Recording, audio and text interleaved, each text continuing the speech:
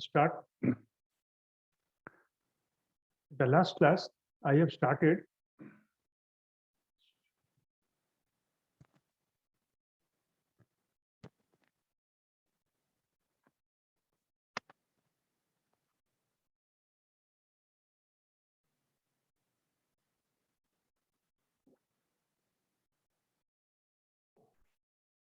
in the last class I've started your next chapter or next module, shear force and bending moment.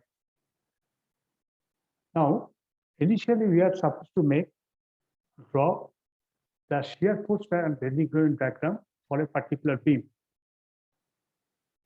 First question is, what is beam?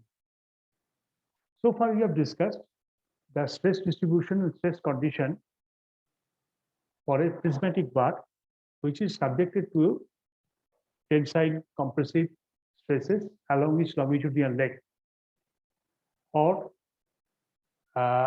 shear stresses, which is acting parallel to or normal to the longitudinal leg. Now we will now experience another prismatic path which is subjected to forces normal to the bend itself, normal to the longitudinal axis. It makes the bar, this bar is being supported by different methods, which we'll discuss one by one. Already I've discussed to a certain extent, but this bar is subjected to bending due to the action of the shear forces, actor of these normal forces, which is acting normal to the longitudinal axis. And this shear force, this force will create the shear force and bending moment across different sections of the beam. Here, shear force means the force acting along any cross-sectional of the beam, and the bending moment acting on any cross-section of the beam. And we want to plot the shear force distribution across the length of the beam and the bending moment distribution across the length of the beam. It is required to know the bending moment and shear force distribution around the length of the beam because we want to find out in our latter part of our syllabus what is the shear stresses and what is the bending moment acting over the different section of the beam. What is the shear stresses or shear forces, and what is the bending stresses or bending forces acting over different portion of the beam. This is we are supposed to know. In order to know what is the shear forces and what is the bending moment distribution along the length of the beam. That's why we are doing it. We have stopped taking this chapter, at least this module, for this purpose. There is an important matter to discuss first. The forces which are acting normal to the longitudinal lection, normal to the longitudinal stress of the beam is not same or similar in all the cases. There are different types of forces. Some of the forces are normal to the cross section. They are individual or single independent load. Some of them are distributed across the length of the beam. The normal or individual or independent forces are maybe a single, maybe a multiple on different points of the beam. But the distributed forces, which are acting throughout the full length of the beam or a part of the length of the beam, their distribution of the forces along the length may vary, maybe same throughout the length, or it may vary from point to point. Next comes, that is difference between the supports. Support can be varieties of different type, and which makes the shear force and bending moment distribution totally different from type of support, one type of support to another type of support. So, which is clear from our subject point of view is that due to the difference in the support and due to the difference in the applied forces, and the shear force distribution and bending moment distribution throughout the length of the beam varies considerably.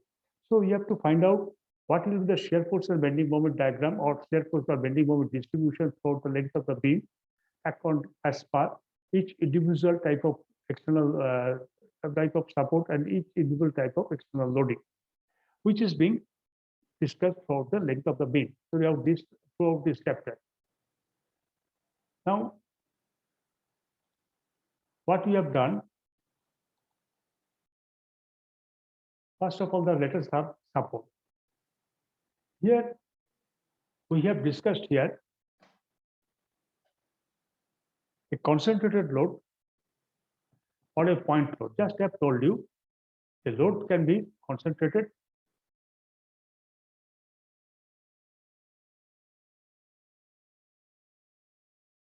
the loads can be concentrated or can be pointed. So load here pointed or independent or independent.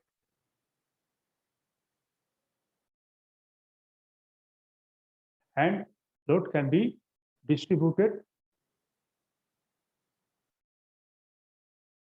So distribution may be distribution may be uniform. Distribution may be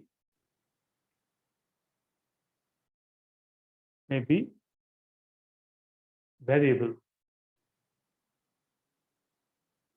There will be instances forces are acting not only normal, but acting at an angle with the normal. Forces can act at an angle with the normal or with the longitudinal axis.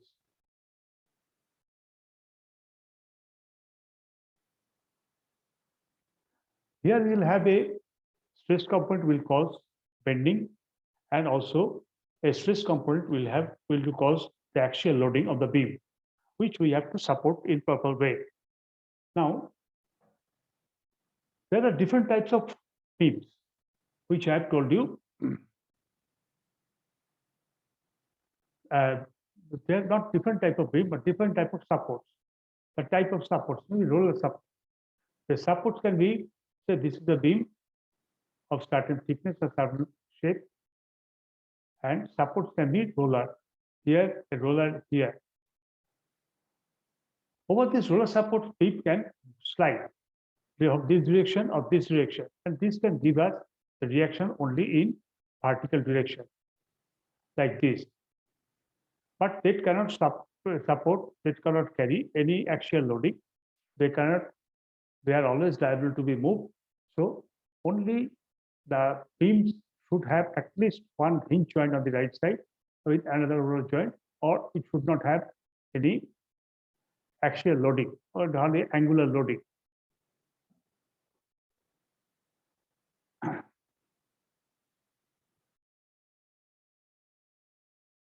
Now, what is written here? The sliding roller.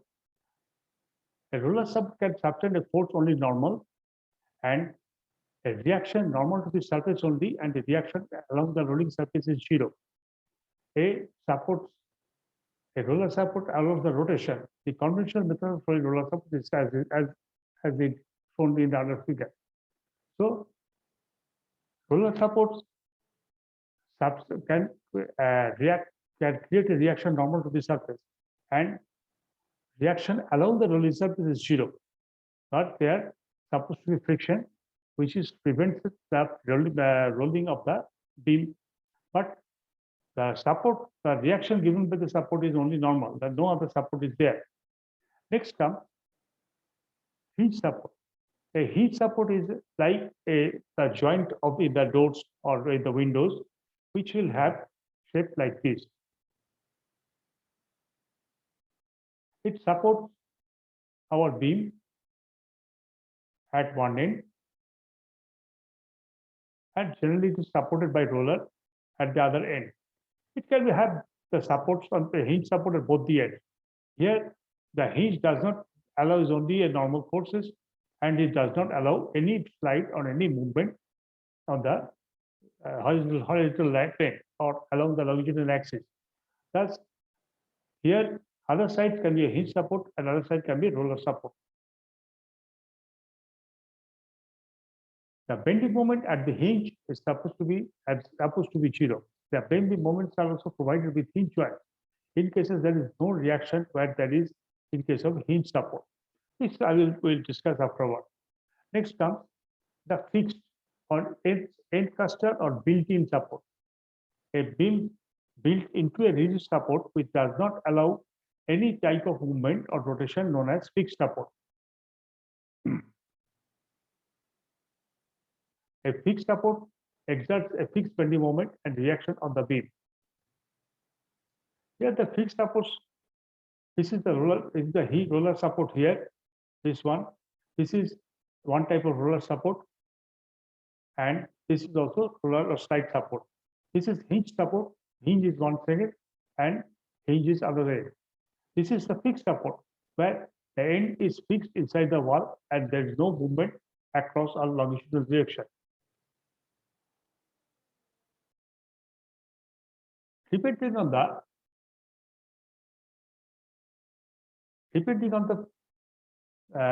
upon the type of support, the beam cells are classified as simply supported beam.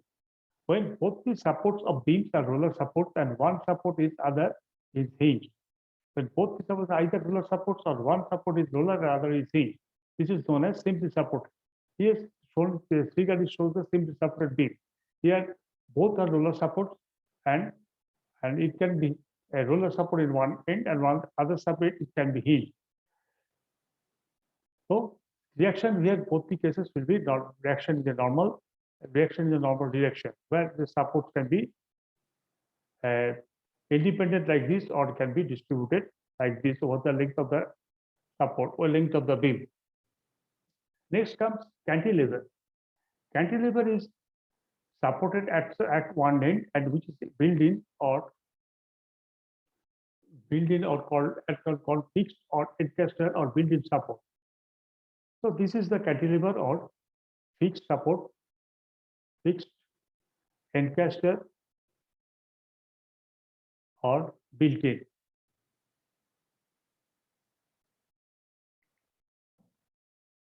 So one end is totally supported inside the beam and other can be hanging or other can be supported by roller even if required.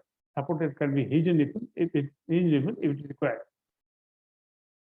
The beam with both ends fixed is known as fixed beam. Here, this is the fixed beam. Here, both the ends are fixed. This end is fixed. This end is fixed. This is fixed beam. Beam with one is fixed, another is simply supported known as propped cantilever beam. Here, it's called propped cantilever because one end, as per definition, is fixed. Another is, as per definition, is supported by the roller or hinge support. Next comes beam is supported more than two sections as defined as continuous beam.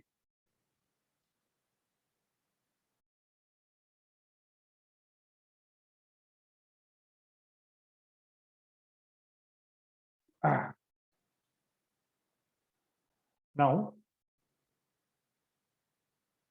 generally beams with both that two directions cannot be analyzed with using the single equations of static equilibrium and is defined as statically indeterminate beam. Next comes the shear forces. The shear force is the unbalanced vertical force in one side. Unbalanced vertical force is one side of a section of a beam and the sum of all the normal forces on one side of the beam, one side of the section. It also maintains the tendency of the either portion of the beam to slide or shear laterally related to the other. Remember that a section means a force of a certain magnitude acting on that point, while the shear force of the section means the sum of all forces at one end of the one side of the section. So what is shear force? Let us consider the section here. As per our definition, the shear force is the unbalanced vertical forces one side of the section. This is the vertical forces and unbalanced vertical forces in this section, and sum of all normal forces in one side of the section. Because you can have the support and have the balance if you apply a shear force on the section in equal opposite direction to the all vertical forces which should be clubbed together. Also, it has a one tendency of the beam to slide over one over the other, like there. This portion of the beam can slide. This portion can slide this over side across this portion of the beam. This is defined as shear forces. So shear forces here is acting along this beam, and it is compelling one side of the beam to slide over the right side other side of the beam. Now, here this beam is simply supported, and it carries 1, 2, 3, 4 loads.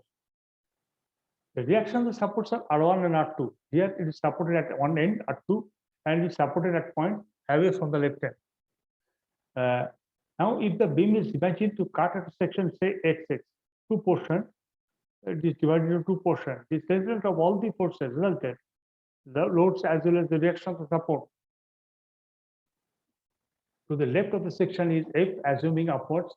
As the beam is in equilibrium, the resultant of the forces to the right of the section must be also be F downwards. The force F is known as shear or shearing forces. So what we are doing now, make a support here. Make a section here XX. The resultant of all the forces, loads as well as the reaction of the support, all forces say these are the forces. These are the forces. And R1 is the reaction of the support. With all show forces. To the left of the section is F. Left of the section is F, and it is assuming to be pointed upwards. And result of all the forces to the left of the section, it is the resultant of all the forces left of the section. Also, the straight is equilibrium.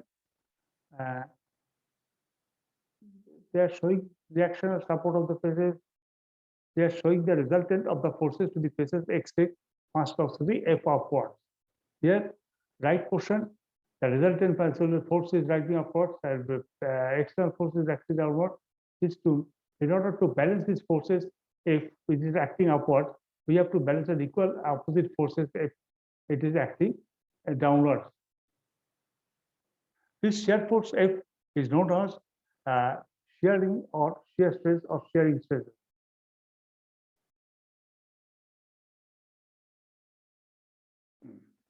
Consider the beam as in figure taken. The shear force is considered positive, but the resultant of the forces to the left of the section is upward, or to the right of the section is downward. So, shear force is positive.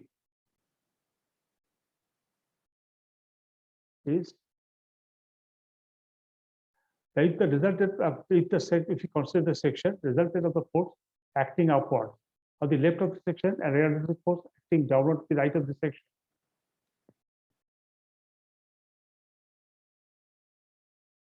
For a section,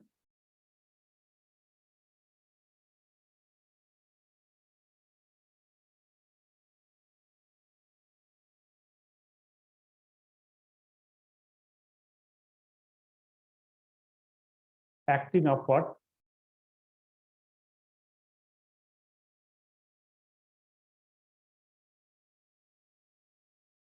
the section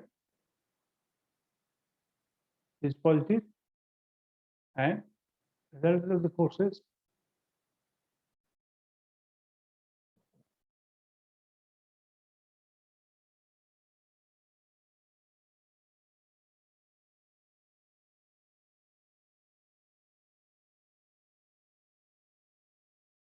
and upward section is positive. The left of the section is positive, and right of the section is positive. And acting downwards to the left of the section is negative, acting upwards to the right of the section is for negative. As the beam is in equilibrium, the result of the force is right of XX must also be F downwards. This force known as the shear or shearing forces. Shear force is considered positive. The force left of the section is upward or the right over. Shear force diagram shows the variation of shear force along the length of the beam. Next comes the bending moment. Just 1 second, please.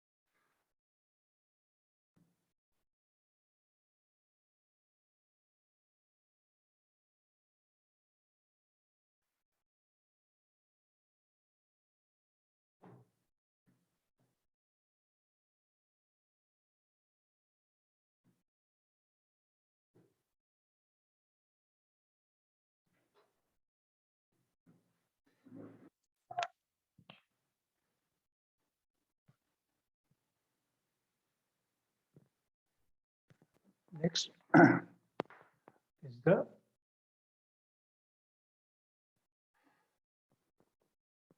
bending moment. The bending moment at a section of the beam is the algebraic sum of the moments of sum of the moments about the section of all the forces on one side of the section. Here is also comes a section XX. It is the algebraic sum of all the moments about the section of the forces. So if we have a section here, the forces like here is the W3, W2, W1, and the algebraic sum of them and the moment of all of them means algebraic sum of the force multiplied by the distance from the section of W3, W2, and we add together. Then if the left is clockwise, then for the equilibrium summation. If the moments about the section is of all the forces to the left of the section is clockwise, then for equilibrium, the moment of the force at the right of the section must be counterclockwise. So if the moment of this section is clockwise like this M, and right of the section moment will be counterclockwise like this at M. So in order to balance the equilibrium, left of the section moment will be crosswise, and right of the section moment to be anti-clockwise. Just 1 second.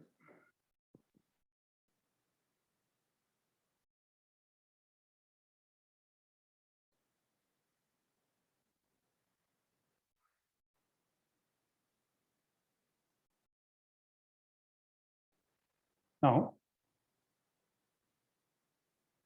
what is shown in the figure is of all the forces W2, W3, W3, we have take the moment about section means weight multiplied by the distance.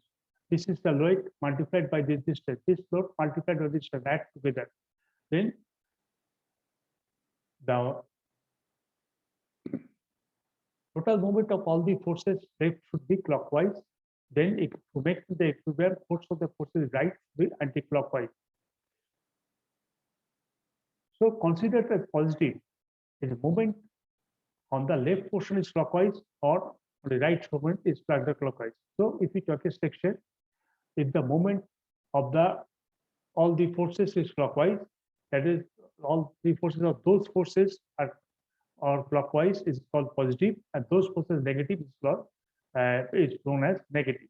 Anti-clockwise is called negative. Similarly, the right, those forces which is producing anti-clockwise, that is positive, and those forces which is creating clockwise moment, that is negative.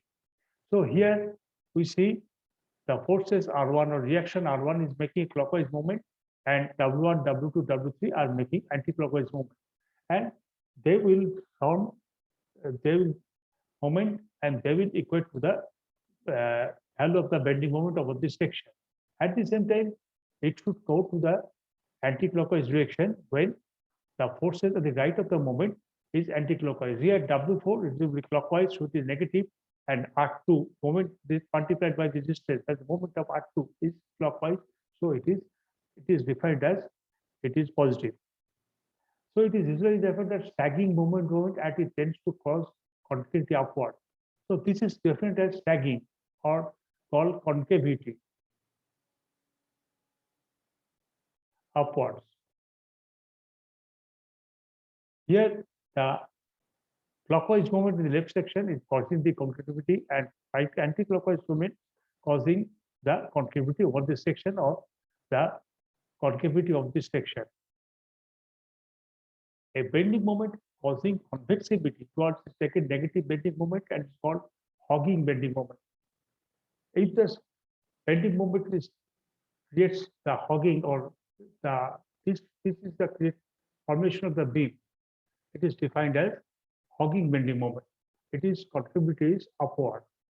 The bending moment shows the variation of bending moment along the length of the beam. This bending moment diagram, which we are supposed to formulate here, will cause which will cause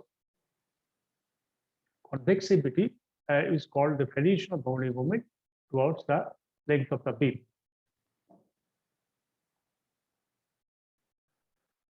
Now, ratio between the shear force, load, the load, shear force, and bending moment. Load, shear force, and bending moment. So let us consider a small section delta x of the beam here. From a loaded beam at a distance x from the original fixed origin O. Here we take this origin at a point over the section, and so that the distance of the origin from the section is given as x, and W is the mean rate of loading on the length delta x. Delta x is the elemental length, so the loading over it, we can say that it is distributed, and because very small, even in, for elemental length, very totally concentrated or independent load also creates certain loading, which is slightly distributed over elemental length. Here we are using this consideration by assumption like this. W mean rate of loading on the length dx. W is the rate of mean average or omega rate of mean rate of loading on the length delta x. Here delta x with rate of loading is delta. F is the shear force at the section x. F or the vertical force shear force is acting on the section, the left section, and that on the right of the force F plus delta F on the right section. Now, M is the bending moment at this section X. At the same time, M plus bending moment is the bending moment at the section delta X plus delta X. Total length on the small, total load on the small length, W into delta X acting approximately through the center. And if the load is uniformly distributed, it will acting exactly through C. So it can be, if it is distributed uniformly, then the rate of distribution will be W multiplied by the length of distribution. If W into delta V acting approximately through the section C. If the section is uniformly distributed, load is uniformly distributed, this will exactly acting through C. So if it is distributed, it will acting like this. If it is independent or pointed, it is acting like this through the center of gravity C.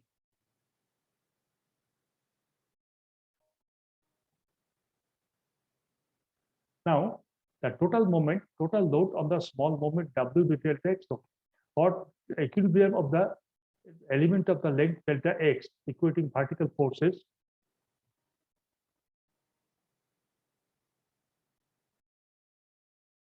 Here, the vertical forces F and F plus delta F at this section and at this section. F is acting upwards and F is acting downwards. So it's negative but it's positive. And the amount of load is W to delta X, which is distributed over this length.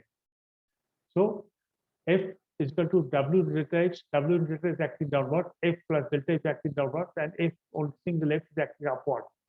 So F is equal to W delta X plus F plus delta F, or W minus delta F by dx. The rate of change of shear force or slope of the shear free is equal to the intensity of loading. Taking the moment about M, about this thing, is taking the moment about the central point or CD point, C, M. This is acting here, M multiplied by F multiplied by delta X divided by 2 plus F plus delta F acting delta X by 2 minus M by delta M, which is acting in the opposite direction of M, which is can be regarded as negative. M plus delta M is equal to 0, or it is minus M plus M plus 0 or equal to 0. So neglecting the product and small quantities of forces, F here is because this is small content. If you multiply delta X by delta F, it will become very small. So you are multiplying only F plus df, F plus delta F, and there is another loading, but F should put as M, and F minus delta X by 2. Delta X is the same; it's half is delta X by 2. F multiplied by delta X by 2 is the positive. This is clockwise positive. M here is also clockwise positive. F plus delta F, it is clockwise positive, and minus M plus delta F, it is anti-clockwise thus negative. Now let's look at the products and square. Here this is a product or square, and this M is being cancelled by this M.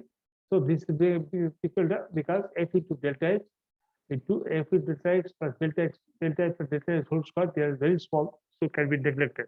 So this equation becomes F into delta X 2 plus F into delta X by 2 by 2 plus delta M.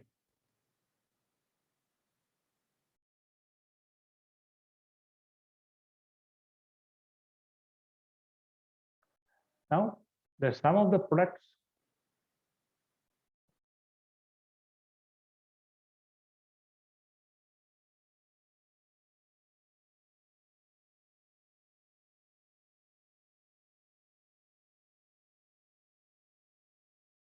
this becomes, I'm just raising and doing it again.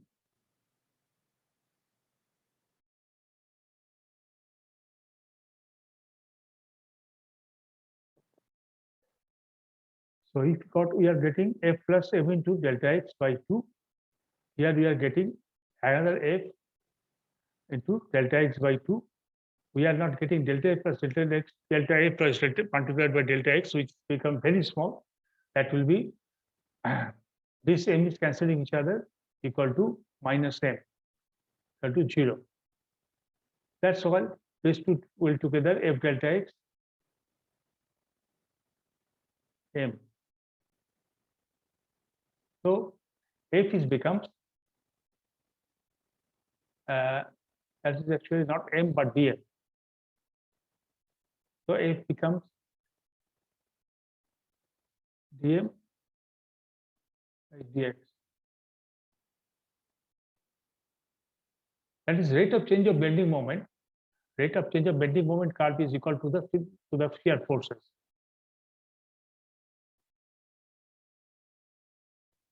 At the point where delta M by delta is 0, that is shear force is 0, the bending will have the maximum value. The point of zero bending moment, that is where the type of bending changes from sagging to hugging, is called a point of inflection. Point of inflection or point of contraflexion. The small is same in every at a particular section for a given height is a load, and this will create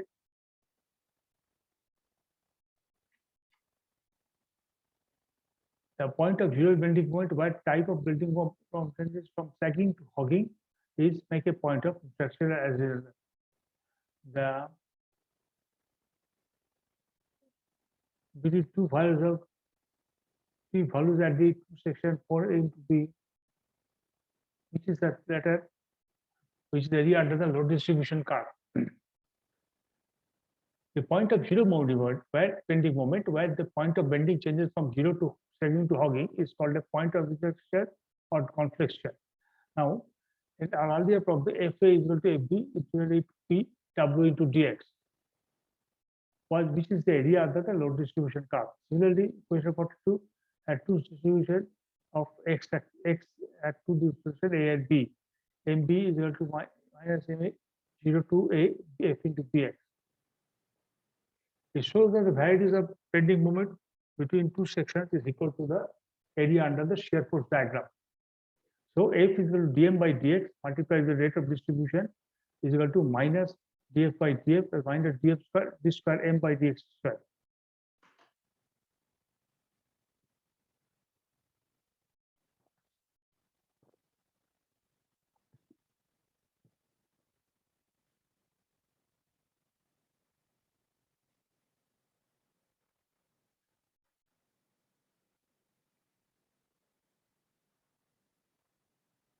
Now, shear stress and bending moment diagram distribution for cantilevers. The cantilever is constant, may carry concentrated or uniformly distributed load. Say a cantilever of length L carrying a concentrated load at its free end as shown in the figure 4.6a.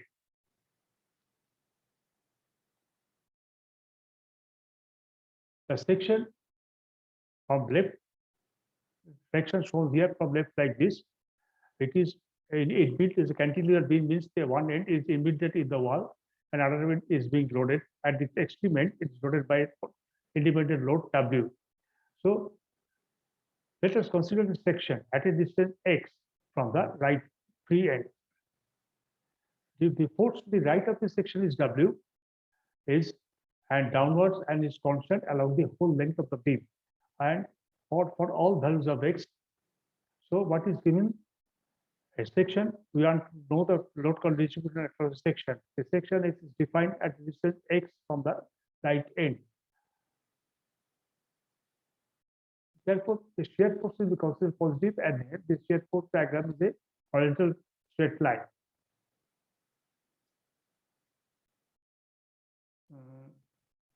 Constant along the whole length of the, here shear force is not changing throughout the length of the beam. Everywhere it is from the distance W into x.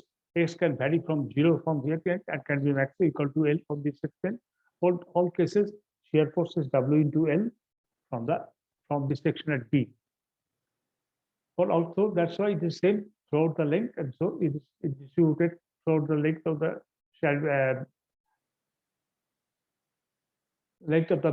subjected beam. The bending moment diagram, taking about the bending moment about the section. Well, any section X, bending moment will be W to X, means W is the load at the point B, distance of the load is X, W into X. As the moment of the right portion of the section is positive, the bending moment diagram is negative. The bending moment can also be observed as hogging and thus negative. The bending moment can also be observed as hogging but thus negative. This bending moment is thus an inclined line increasing with the length x. The maximum moment is W into L at the left end. Means if x is equal to L, means length from this end to the total length of the premium, that is, in that case, bending moment will be W into L. Reaction of the fixed moment. From the equilibrium equation, the reaction at the fixed moment is W, and the fixing moment applied to the fixed rate is WL. Next comes the uniformly